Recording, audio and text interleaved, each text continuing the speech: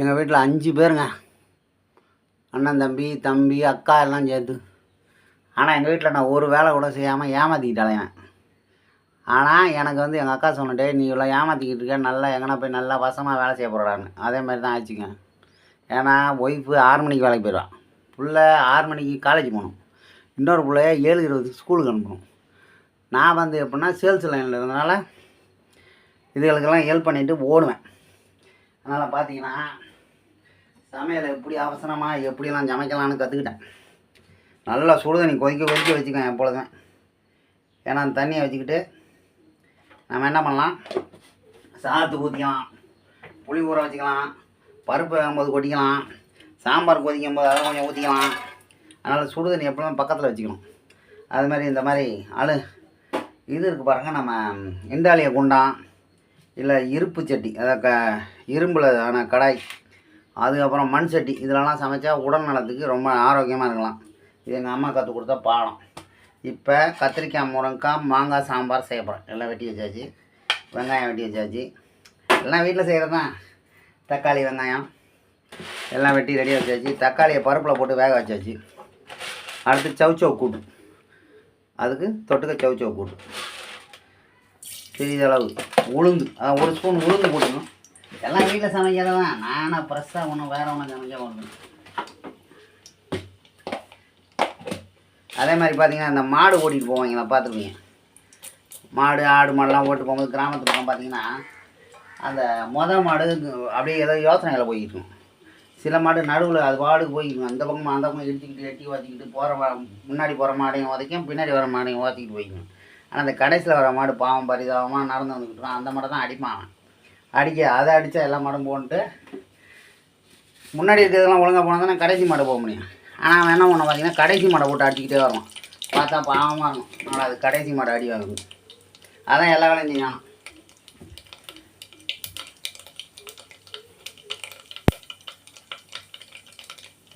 ஆனால் அந்த நடுவில் போகிற மாடு இருக்கு பாருங்க, என்ன மாதிரி ஏமாத்துற கேச்சு. எந்த வேலையும் செய்யாமல் டிவிக்கி கொடுத்துக்கின்னு நைட்டாக போய் மேய்ச்சிட்டு அப்படியே வந்தோம். அதுமாதிரி தான் வாழ்க்கை, மனுஷன் வாழ்க்கை. இப்போ நம்ம என்னென்ன போட்டோம், இதில் எண்ணெய் ஊற்றியாச்சு,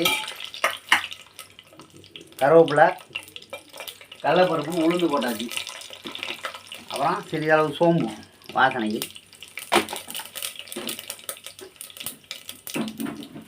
அப்புறம் சிறிதளவு என்ன போடுறோம், ஜீரகத்தையும் கொஞ்சம் போடுறோம். இதையும் போட்டாச்சு. எப்பொழுதுமே பருப்பு வேக வைக்கும் போது பெருங்காய கட்டியெல்லாம் போட்டு வேக வைக்கணும். பருப்பு வந்து வேக வைக்கும்போது பெருங்காய கட்டி, 2 பூண்டு, அப்புறம் 2 தக்காளி, ஒரு பச்சை மிளகாவோ காஞ்ச மிளகாவோ போட்டு வேக விட்டோம்னா சீக்கிரம் வந்துடும் தக்காளி இது பருப்பு. அதை ரெடி வச்சுக்கணும். இப்போ தாளிச்ச வரகு, இதில் வெங்காயத்தை போட்டு காரம் இல்லை. ஆக்சுவலி எல்லாம் நீங்கள் பண்ணுறோன்னா நீங்கள் என்ன பண்ணுறீங்களோ அதை நான் பண்ணுறேன். என்ன நான் பண்ணுறேன் ஆனால் ஏமாத்திக்கிறனால அதை சொல்லிக்கிட்டேன். ஒரு வேலை ஏமாத்திங்கன்னா இப்போ எல்லா வேலையும் செய்கிற மாதிரி மாறிக்கணும். எல்லா வேலையும் செய்கிற மாதிரி நம்ம சமையல் பண்ணுறான், பிள்ளைங்களுக்கு சோத்தை கட்டி அனுப்புகிறான், ஓராளாக கொண்டு போய் காலேஜுக்கு விட்டு வரேன், உன்னை வேலைக்கு விட்டு வரேன், உன்னை ஸ்கூலுக்கு கொண்டு போகிறேன், அப்புறம் நான் என் வேலையை பார்த்துட்டு போடுறேன். இறைவன் கொடுத்தான் அந்த மாதிரி வேலை. இல்லைனா ஏன் போட 6 மணிக்கு போகிற மாதிரி இருந்தால் என்ன ஆயிருக்கும்.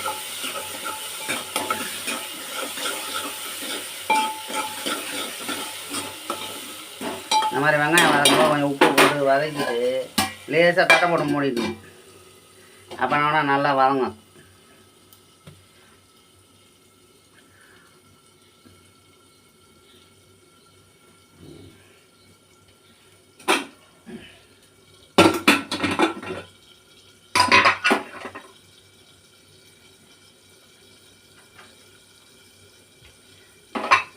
அப்புறம் என்ன பண்ணுறீங்க, இந்த வீட்டில் டெஸ்டர் ஒன்று வச்சுங்க எப்பொழுதுமே. இந்த மாதிரி குக்கர் மூடி இதெல்லாம் லூஸ் ஆகிற மாதிரி இருந்துச்சுன்னா அதை நீங்கள் காலையில் சமைக்கிறதுக்கு முன்னாடி டைட் பண்ணிடணும். அப்படி டைட் பண்ணி வச்சிட்டோன்னா நம்ம குக்கர் வந்து அந்த மூடியை வயாமல் கண்டுக்கூடாது. தினமும் கூட பண்ணலாம். அது மாதிரி இந்த பர்னர் என்ன பண்ணோன்னா டெய்லி அப்படி சுற்றி விட்டு தான் ஆரம்பிக்கணும் சமையல். அப்போ என்ன பண்ணால் பர்னரும் கெட்டு போகாமல் இருக்கும், ரொம்ப நாளைக்கு இருக்கும், ஆரோக்கியமாக இருக்கும். அதுவும் நம்மளும் ஆரோக்கியமாக இருக்கலாம், டென்ஷன் ஆகாமல் இருக்கலாம். வேறு என்ன, இப்போ வெங்காயம் வதங்கிச்சா, கொஞ்சம் கறி தூணுங்க.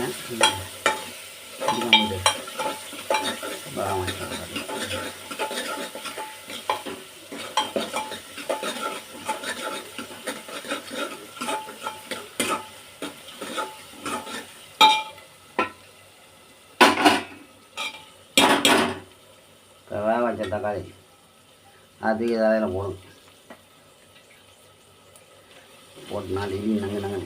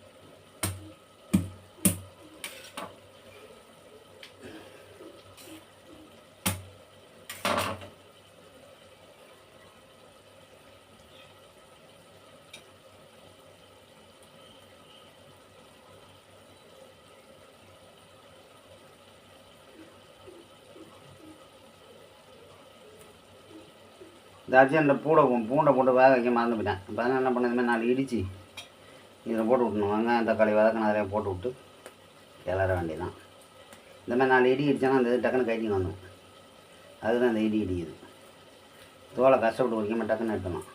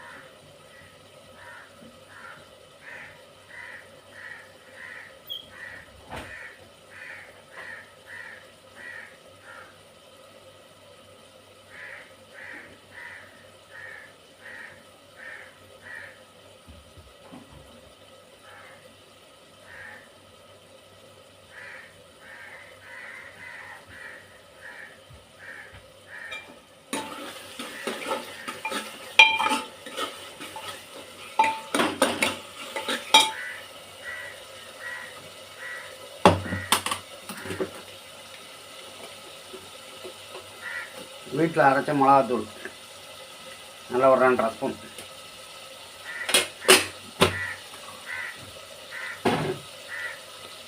நான் இப்போ வைக்கிறதெல்லாம் கரெக்டாக ஒரு 5 பேர் 6 பேர் தைரியமாக சாப்பிட்லாம் அந்த சாப்பாடை. அது மாதிரி தான் செய்யணும். அப்படி செஞ்சு வச்சோன்னா காலைல செஞ்சோன்னா நைட் வரைக்கும் வேணும். ஒரு தோசை ஊற்றிக்கலாம், இந்த சாம்பாரை தொட்டுக்கலாம், மத்தியானத்துக்கு தொட்டுக்கலாம், காலையில் ஊற்றி சாப்பிடுவோம். இப்போ கத்திரிக்காய் முருங்கைக்காய் மாங்காய் எல்லாத்தையும் போட்டு வதக்கியாச்சு. இப்போ என்ன பண்ணணும், அடுத்து கொஞ்சம்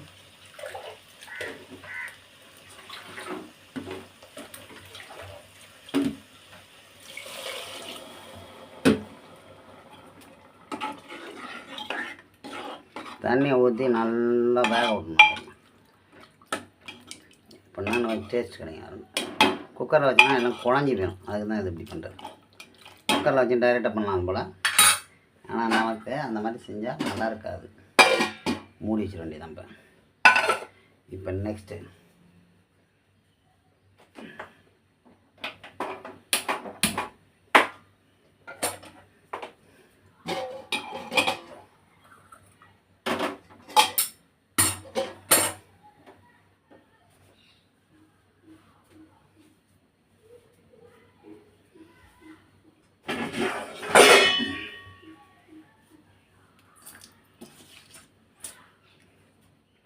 அடுத்து சவுச்சோ கூட்டு, அதாவது பொரியல் சவுச்சோ பொரியல். சாரி, இது கொதிக்கிறதுக்குள்ளே நம்ம என்ன பண்ணோம்பா, இந்த மாதிரி காய் இருந்தால் தான் வெட்டி வச்சுக்கணும். தயாராக உருளைக்கிழங்கா என்ன வேணுமோ அந்த மாதிரி என்ன பொரியல் செய்யணுமோ செய்யணும். இப்போ கேரட்டாக சீச்சு வச்சுக்கணும், பீட்ரூட்டாக சீச்சு வச்சுக்கணும், இல்லை வெட்டி வச்சுக்கணும், தூத்துலாம் கத்திரிக்காயெல்லாம் வெட்டி வச்சுக்கணும் சாம்பார். ஏன்னா அந்த தண்ணி பக்கத்தில் நம்ம வச்சு சாம்பார் கொதிக்க வைக்கிறதுக்குள்ளே இந்த வேலையை முடிச்சிடணும். எப்பொழுதுமே ஒரு கல்லில் 2 மாங்காய் அடிக்கணும்.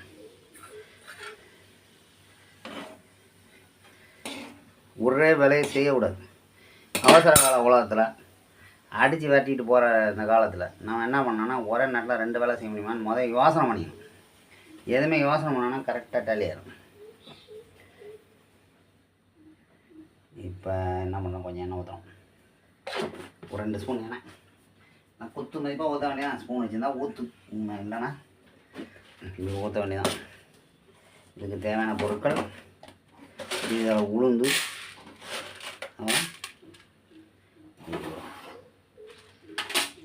கொஞ்சம் கலப்பு,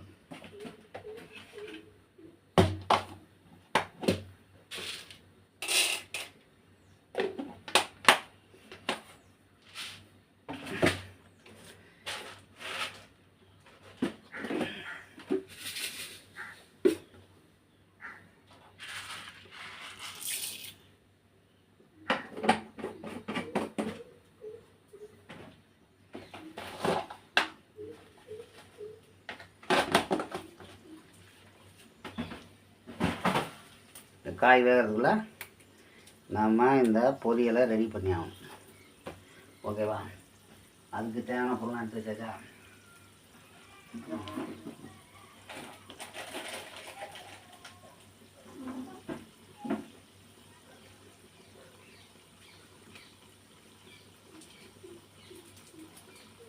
கூடுமான வரைக்கும் இண்டாலியம் இல்லை தடியான அலுமினிய குண்டான் அது மாதிரி யூஸ் பண்ணுங்க. ஆனால் எண்ணெய் வந்து அலுமினிய குண்டான் மட்டும் ரொம்ப சூடாகிடுச்சின்னு, ரொம்ப சூடாகிடுச்சுன்னா ஊற்றக்கூடாது. இல்லை இறக்கி கூட கீழே வச்சு கூட அப்புறம் சமைங்க. ஏன்னா அது வாய்ப்புண்ணை உண்டாகும் அப்படின்னு சொல்லி மருத்துவர்கள் சொல்கிறார்கள். வாய்ப்புண்ணு மட்டும் இல்லை, வயிறு புண்ணு வந்துடும். நல்லா என்னென்ன போட்டாச்சு இதில்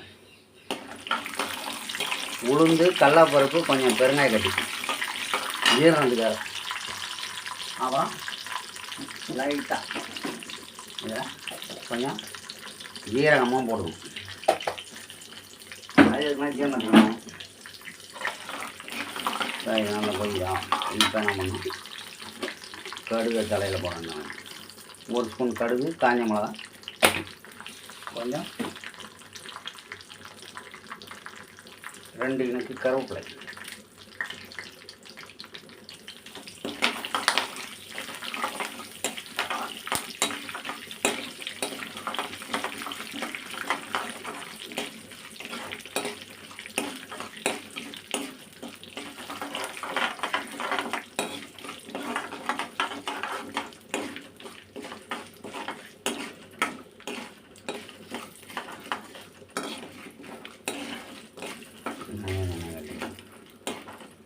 அப்புறம் அதை வெட்டி வச்சுருக்க சவ் அதான் பெங்களூர் கத்திரிக்காய் சொல்லுவாங்களா, சின்ன சின்ன துண்டுகளை வெட்டி வச்சு அது தலையில்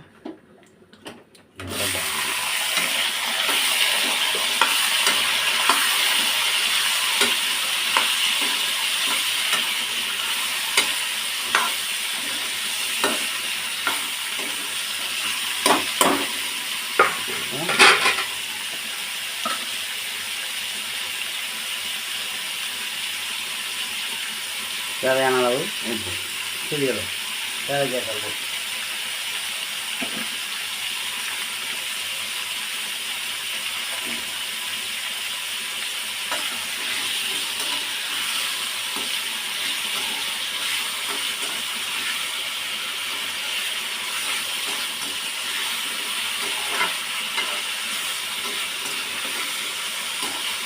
இதில் லேசாக மஞ்சள் தூள் போடுறதுனாலும் போடணும்.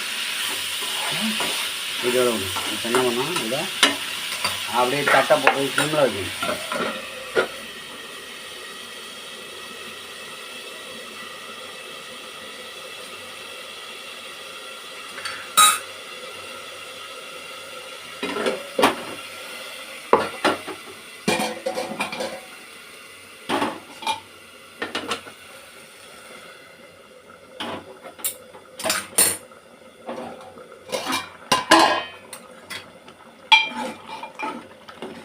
இப்போ காய் வந்துச்சா லைட்டாக வந்து இன்னும் கொஞ்சம் வேகட்டும்.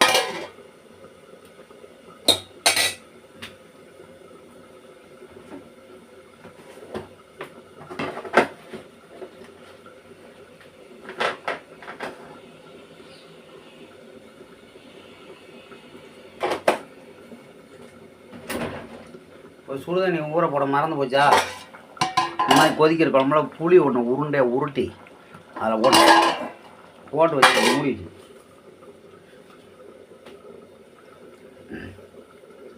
மூணுட்டனா கொஞ்சம் ஊறிடும். இப்போ என்ன பண்ணோம், அது என்ன ஊறிடும், ஒரே செகண்டு தான். இப்போ அந்த புளி உருண்டையை கரெக்டாக எடுக்கணும். எங்கே இருக்கிறது அந்த புளி உருண்டையா? அதை இந்த புளி உருண்டை இதை தூக்கி இப்போ தண்ணி பக்கத்தில் வச்சு அதை போட்டு இப்போ அதை போட்டு ஊறிக்கணும். சீக்கிரம் அர்ஜென்ட்லாம் அர்ஜென்ட் வாழ்க்கையே அர்ஜென்ட். பர சென்னை வாழ்க்கையெல்லாம் எப்பா சாமி சாப்பிடும் போதே ஓடிக்கிட்டு இருப்பாங்க பாவமாக.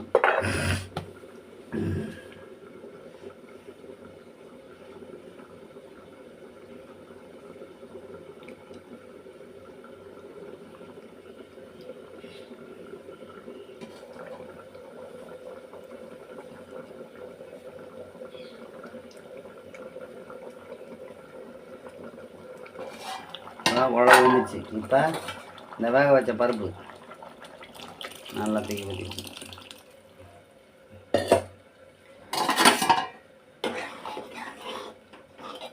சாம்பார் கத்திரிக்காய் முருங்கக்காய் சாம்பார் இன்னும் சற்று நேரத்தில் கொதிச்சிடும். சாப்பிடுவோம்.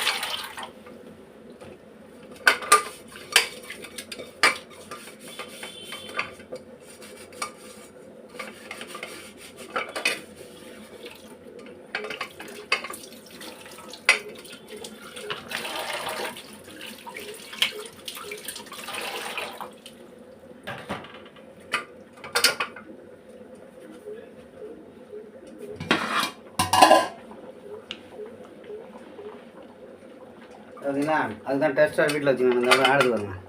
ஏன்னா அந்த ஸ்க்ரூ எங்கன்னா கைட்டிங்கன்னா கீழே விழுந்துடும். கூட வாங்கி டெய்லி பிடிச்சி இப்படி டைட் பண்ணி வச்சுக்கணும். வீட்டில் எப்பவுமே டெஸ்டர் வச்சுங்க. ஏன்னா மழை சீசன் வர வருது. இப்போ ஷாக்கு அடிக்குதா, ஏன்னா அதுக்கு யூஸ் ஆகும், இதுக்கும் யூஸ் ஆகும்.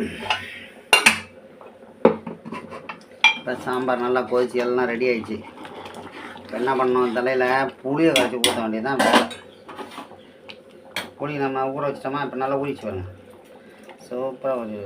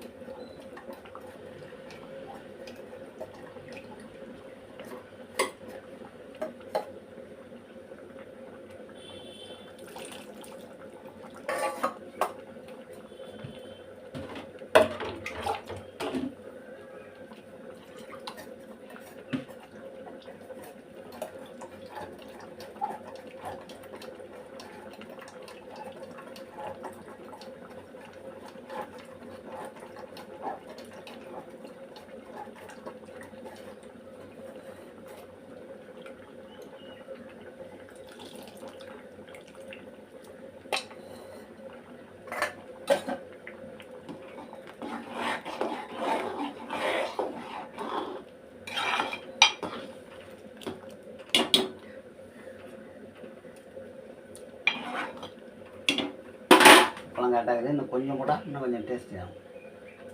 கொஞ்சம் உப்பு போட்டுவோம்.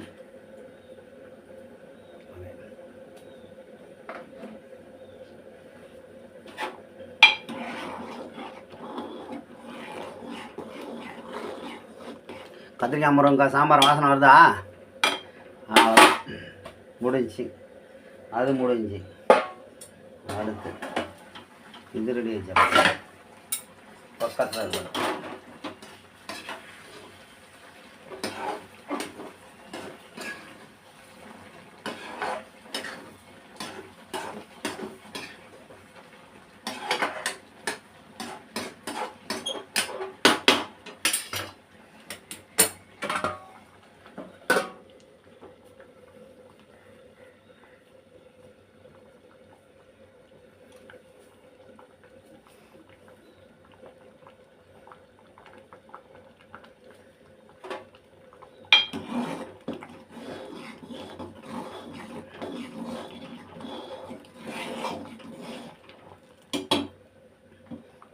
ரேஷன் கடை பருப்பு தான் எப்படி வந்துட்டு பார்த்தீங்களா?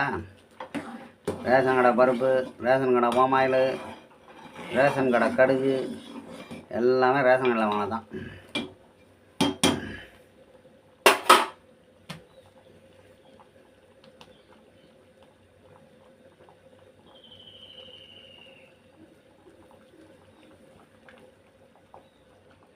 இப்போ மத்தியானத்துக்கு சாம்பார், காலைக்கு மத்தியானம் நைட்டு 3 வேளைக்கு சேர்த்து செஞ்சாச்சு.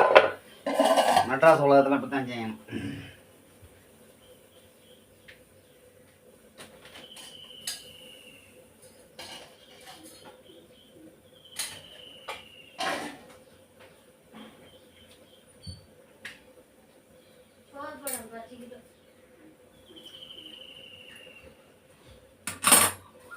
இப்போ அடுத்து குருணை உப்புமா செய்யலாம். குருணை பொங்கல்.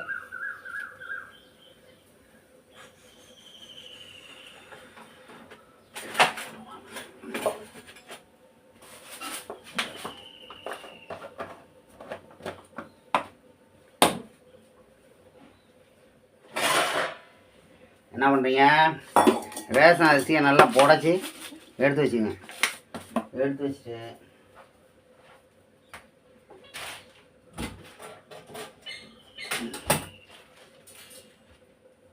2 பேர் சாப்பிட்ற மாதிரி இந்த அரிசி என்ன பண்ணுறீங்க, நல்லா புடச்சி எடுத்துகிட்டு போய் மிஷினில் அரைச்சிங்கன்னா இந்த மாதிரி ரவை மாதிரி அரைச்சி கொடுத்தோம். மிஷினில் 1 கிலோவுக்கு 10 ரூபா வாங்க, இந்த அரைச்சி கொடுத்தாங்க. இது மாதிரி இருக்கும், ரவை போல இருக்கும். அதை ஓரளவுக்கு போட்டுக்கணும்.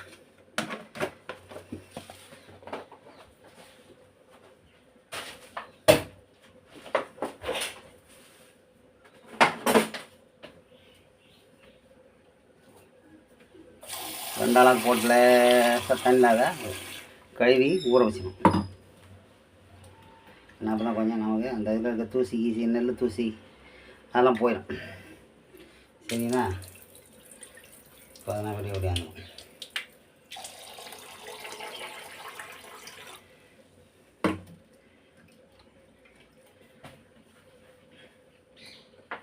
இதுக்கு சின்ன குக்கரில் டைரெக்டாக செய்யலாம். டைரெக்டாக செய்கிற பொங்கல் என்ன பண்ணோம், தேவையான அளவு எண்ணெய் ஒரு 2 ஸ்பூன் ஊற்றுக்கலாம். ஊற்றிச்சா இப்போ என்ன பண்ணுறீங்க, இதுலேயும் உளுந்து லைட்டாக,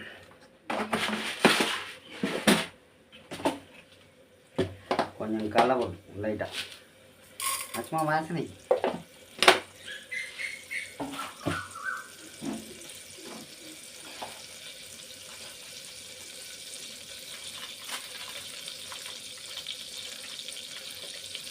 எல்ஜி தூவும் போடலாம், எல்ஜி கட்டியும் போடலாம். பொரியல்னா தூள் போட்டால் தான் நல்லாயிருக்கும், கட்டி போட்டால் ஒரு இடத்துல நின்றும். அதனால் என்ன பண்ணலாம், இது கட்டி போடலாம். தைரியம்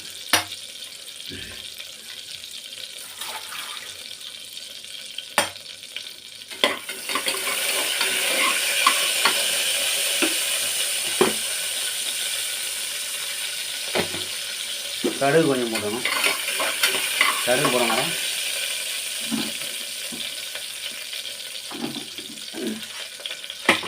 ஓரளவுக்கு தானே போட்டுக்கோம், 2 பேர் சாப்பிட்ற மாதிரி சிறிதளவு 1 ஸ்பூன் ஜீரகம்,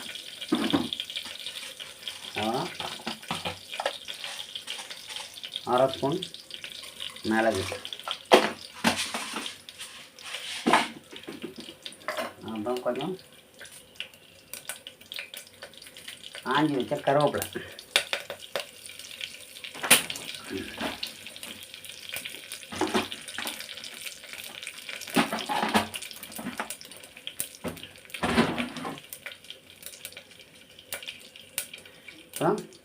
ஓரளவுக்கு போட்டனால ஒரு பச்சை மிளகா 4 பிச்சு பாதி அதில் போட்டால் போதும். அதான் ஒரு அரை மிளகா போட்டால் போதும்.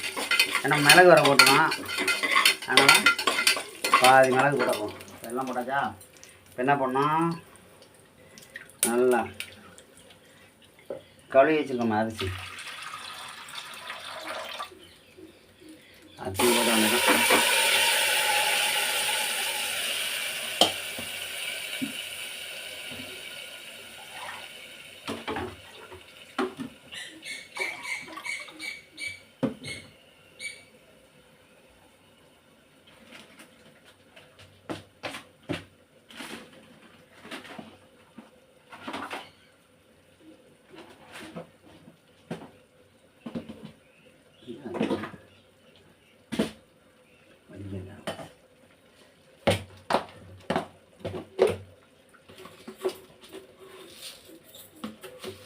இப்போ 1/2 டம்ளர் பாசிப்பருப்பு அதையும் போடுவோம்.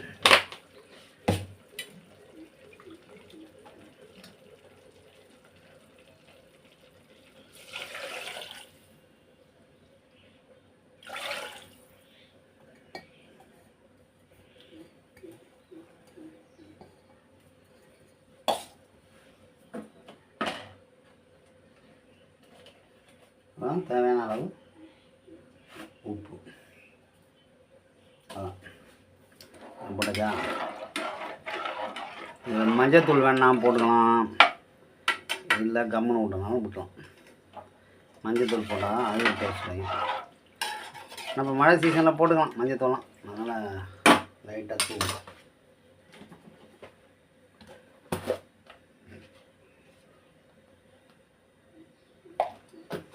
ஒரு ஆளாக்கு 2 டம்ளர் தண்ணி ஊற்றணும்.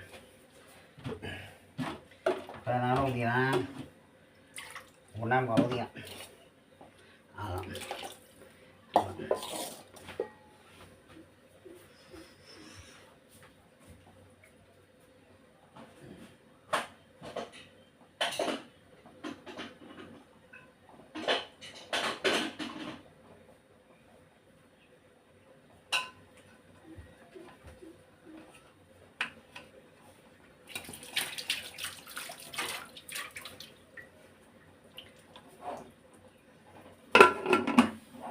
இப்போ பொங்கலும் ரெடி ஆயிடுச்சு. காலையில் பொங்கல், மத்தியானம் சாதம், சாம்பார், கூட்டு எல்லாம் ரெடி ஆச்சா? அதான் சாப்பிட கட்டி அனுப்பிச்சி விட்ற வேண்டியதான். பிள்ளைங்கள எல்லாம் ஓடுங்க. காலையில் 7:30 மணிக்குள்ளே எல்லாத்தையும் முடிச்சிடலாம். இந்த மாதிரி செஞ்சாங்க.